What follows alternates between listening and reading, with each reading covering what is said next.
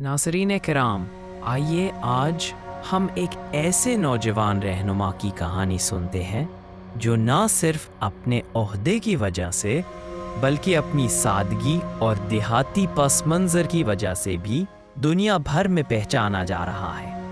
یہ کہانی ہے برکینا فاسو کے صدر ابراہیم تراورے کی۔ وہ ایک ایسے ماحول سے اٹھے جہاں زمین، کھیت اور گاؤں کی محنت کش زندگی نے ان کی شخصیت کو تراشا۔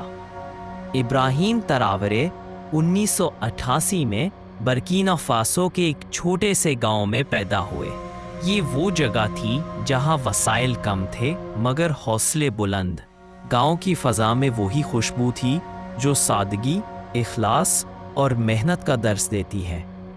ان کے والدین عام کسان تھے جو زمین سے جڑ کر اپنی روزی کماتے تھے۔ یہی وجہ ہے کہ بچپن ہی سے تراورے نے محنت، خود انحصاری اور قربانی کے سبق سیکھے۔ دوستو، ابراہیم تراورے نے بچپن میں پانی بھرنے اور لکڑیاں لانے جیسے کام کیے۔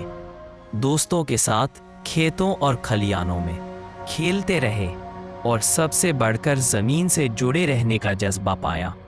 یہی تجربات بعد میں ان کی قیادت میں جھلکنے لگے۔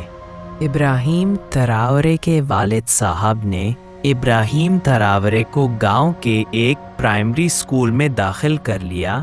دیہات میں تعلیم کا حصول مشکل ہوتا ہے مگر ابراہیم تراورے نے ہمت نہ ہاری۔ انہوں نے شہر جا کر اعلیٰ تعلیم حاصل کی اور فوج میں شمولیت اختیار کی، لیکن ان کے دل میں ہمیشہ دیہاتی زندگی کی سادگی اور گاؤں کی خوشبو موجود رہی۔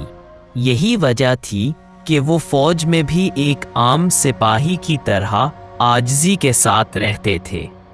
ابراہیم تراورے نے جب قیادت سنبھالی تو ان کے فیصلوں میں دیہات کی جھلک نمایاں تھی۔ وہ کہتے ہیں کہ اصل طاقت شہروں میں نہیں بلکہ گاؤں میں ہے۔ کسانوں اور مزدوروں کو ملک کی ریڑھ کی ہڈی قرار دیتے ہیں اور بار بار یہ پیغام دیتے ہیں کہ خود انحصاری ہی نجات کا راستہ ہے۔ یہ سوچ براہ راست ان کے گاؤں کی زندگی سے آئی۔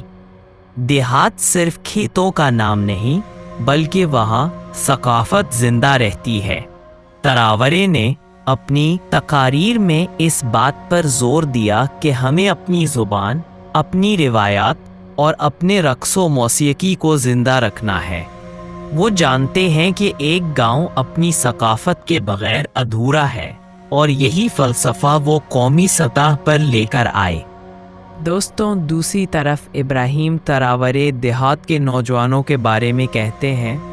دیہات کے نوجوان اکثر نظر انداز ہو جاتے ہیں، لیکن تراورے نے انہیں تبدیلی کی اصل طاقت کہا۔ وہ سمجھتے ہیں کہ اگر دیہات کا نوجوان اپنی زمین، تعلیم اور ٹیکنالوجی کو ساتھ لے کر چلے تو کوئی طاقت ملک کو پیچھے نہیں رکھ سکتی۔ ان کی قیادت کی سب سے بڑی پہچان سادگی ہے۔ وہ اکثر فوجی وردی میں نظر آتے ہیں، شاہانہ سوٹ یا محلوں میں نہیں۔ یہ سادگی وہ تحفہ ہے جو انہیں دیہاتی زندگی نے دیا۔ اسی وجہ سے عوام انہیں اپنا ہی ایک فرد سمجھتے ہیں، نہ کہ کوئی دور بیٹھا حکمران۔ دوستوں، ابراہیم تراورے کی کہانی ہمیں یہ سکھاتی ہے کہ گاؤں کی سادہ زندگی بھی ایک رہنما کو دنیا کے سامنے طاقتور اور باوقار بنا سکتی ہے۔ ان کی شخصیت میں دیہاتی خلوص، قربانی اور خود انحصاری کی جھلک ملتی ہے، اور یہی ان کی اصل طاقت ہے۔ دوستو، اگر ویڈیو اچھی لگی ہو تو چینل کو سبسکرائب کریں اور بیل آئیکن دبائیں تاکہ ہماری ہر آنے والی معلوماتی ویڈیو کا نوٹیفیکیشن آپ تک بروقت پہنچ سکے۔